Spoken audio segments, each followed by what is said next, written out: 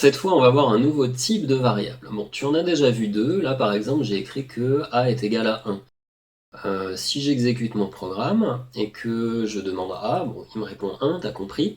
Et tiens, nouvelle fonction qu'on n'a pas encore vue, je peux lui demander le type de la variable A. Il me dit que c'est dans la classe des entiers. On a déjà vu int, hein, ça veut dire integer, ça veut dire entier en anglais.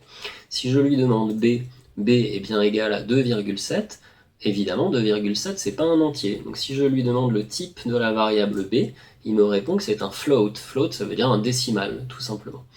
Alors, on va pouvoir calculer en fait ensemble les entiers et les décimaux. Et si je lui demande A plus B, bien sûr qu'il me répond 3,7 et il considère que le type de A plus B, ça va être bien entendu un nombre décimal. Bon, ça pose pas trop de problèmes finalement entre les entiers et les décimaux pour le moment. Par contre, tu as vu que pour le C, j'ai mis quelque chose d'un petit peu nouveau. J'ai mis C égale math, le mot math, que j'ai écrit entre deux apostrophes comme ça. Donc si je lui demande C, qu'est-ce que ça vaut? Il me répond math. Et si je lui demande le type de la variable C, ça me répond str. Alors str, ça veut dire string, et en anglais, c'est pour dire une corde, une chaîne en fait. Et ici, c'est dans le sens une suite en fait de lettres qui forment un mot, une chaîne de caractères en fait. On appelle ça en français. Donc tu peux choisir dans une variable de mettre autre chose qu'un nombre.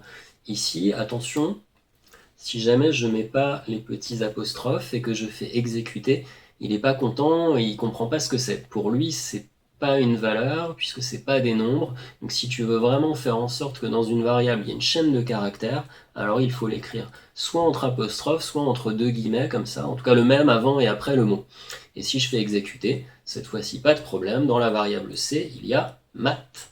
Maintenant, si j'essaye de lui demander de faire A plus C, c'est-à-dire 1 plus math, bah bien sûr que ça va pas. Il te répond que pour faire plus, il y a un souci entre les int et les str. C'est pas le même style de variable et on peut pas les additionner. Il existe d'ailleurs, avant que je passe à la suite, parce que le but de cette vidéo, en fait, ça va être de parler justement des chaînes de caractères. Donc il existe un autre type de variable qui s'appelle les booléens. Donc par exemple, si j'écris 2 plus petit que 7, qu'est-ce qu'il va répondre à ton avis? C'est pas un calcul que je lui demande, je lui dis 2 est plus petit que 7. Bah il me répond vrai. Si jamais je lui dis que 2 c'est plus grand que 7, cette fois-ci il me répond faux. Si je lui demande le type de cette chose-là sur laquelle je lui pose des questions, par exemple 2 plus petit que 7, il va me répondre que c'est un booléen. Un booléen, c'est juste quelque chose qui prend la valeur vraie ou faux. C'est quand tu donnes en fait une affirmation à Python, quand tu lui dis 2 plus petit que 7, bah, il va choisir, il va te dire en fait tout simplement si c'est vrai ou si c'est faux. Ça on y reviendra un petit peu plus tard, ça sera utile pour faire des boucles. Alors j'ai dit qu'on allait parler plus particulièrement des chaînes de caractères, ben voilà, j'en ai mis deux, donc la variable A c'est égal au mot ra, et la variable B c'est égal au mot o. J'exécute le programme pour que Python en prenne connaissance, et je vais demander maintenant de faire A plus B. Qu'est-ce que ça va donner à ton avis? Est-ce qu'on peut vraiment faire un mot plus un mot? Au sens mathématique du terme, on peut pas. Mais pour Python, une chaîne de caractères plus une chaîne de caractères, ça fait ça. Ça veut juste dire qu'il va mettre les mots à la suite. Attention, bien entendu, si je demande de faire B plus A, ça va pas donner la même chose cette fois-ci. Ça va écrire les mots dans l'autre sens. Donc en fait, ça colle les mots, ça s'appelle une concaténation. Il faut savoir que ça existe. On peut concaténer les mots, les mettre à la suite, en écrivant un plus entre les deux variables qui cachent ces deux mots. Et bien entendu, plutôt que de faire ça dans la partie console, on peut également demander de print A plus B, j'exécute le programme et directement ça m'écrit Rato. Et en plus c'est mieux parce que ça met pas les petits apostrophes autour.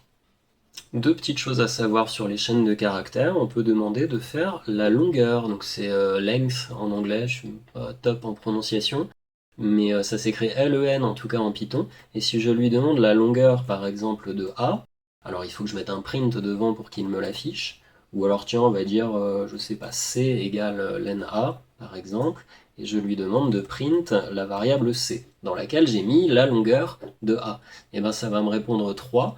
Pourquoi? Bah parce que ra, il y a 3 caractères dans cette chaîne de caractères. Donc la longueur de A, c'est 3. Donc quand je lui demande de m'afficher C, ça m'écrit évidemment 3.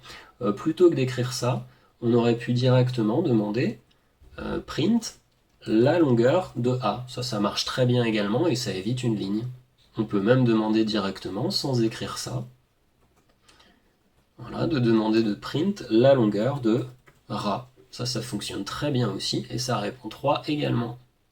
Et maintenant, dans la variable a, j'ai mis l'infernal mot anticonstitutionnellement, et j'aimerais bien savoir sa longueur, hein, t'as compris, on écrit d'afficher la longueur de a. Oups, je fais exécuter, et ça me répond 25. Je me suis peut-être trompé, parce qu'il me semble qu'il y en a 26, anticonstitutionnellement. Bon, bref, peu importe. Et on peut aussi choisir d'afficher, par exemple, ça s'écrit comme ça, A3. Ça veut dire que je veux en fait la troisième lettre de la chaîne de caractères A. Donc on met son nom à la chaîne de caractères et immédiatement entre crochets juste derrière, tu dis quelle lettre tu veux de anticonstitutionnellement. Donc là ici la troisième lettre de anticonstitutionnellement, ça a l'air d'être le T, et si je fais exécuter, ben pas de bol, ça me donne le I. Alors ça c'est quelque chose à savoir sur Python. Quand on numérote les choses, ça commence pas à 1, ça commence à 0. Donc en fait, la 0e lettre du mot, c'est le A, la première lettre, c'est le N, la deuxième lettre, c'est le T, et la troisième lettre, en fait, c'est le I. C'est pas la troisième, c'est la quatrième, mais c'est celle qui est numérotée 3. De même, si je lui demande de m'afficher la 0e lettre de la chaîne de caractères A, effectivement, cette fois, ça va me répondre le A. Pour vérifier, il y avait 25 lettres, hein, on a dit, la longueur du mot c'était 25, donc si je lui demande de m'afficher A25, à ton avis ça va répondre quoi? Et bien si j'exécute, de nouveau il n'est pas content, puisque n'oublie pas, ça commence à 0. Donc s'il y a 25 lettres, mais que la première elle est numérotée 0, en fait la dernière, là le T, elle est numérotée 24 normalement. Vérifions, si je demande d'afficher la 24e lettre, ça m'affiche bien un T. Et pourquoi il s'énerve voilà, quand je lui demande la 25e? Parce qu'il n'y en a pas tout simplement, donc il ne sait pas quoi répondre. Un petit exercice pour terminer, essaye de deviner ce que va afficher ce programme-là quand je vais l'exécuter. Tu fais pause, hein, parce que je vais donner la réponse. Alors ça va afficher quoi? En fait, A7, c'est pas la 7e lettre, hein, n'oublie pas, ça commence à 0, donc en fait c'est la 8e. A15, c'est la 16e, et A24, c'est la 25e, c'est le T, on l'a déjà vu. Bref, tu avais peut-être trouvé que ça fait SNT. Donc à retenir pour les chaînes de caractères, il faut toujours mettre des petits guillemets avant et après le mot, parce que sinon Python ne comprend pas qu'il s'agit d'une chaîne de caractères. Et aussi on peut les concaténer en mettant un plus entre, ça veut dire que ça va les écrire à la suite. Et enfin, quand on met des petits crochets derrière le nom de la variable, ça sélectionne en fait la 3, 4e, 5e, 7e lettre du mot. Et dans la prochaine vidéo, on va pouvoir enfin passer dans le vif du sujet avec les fonctions.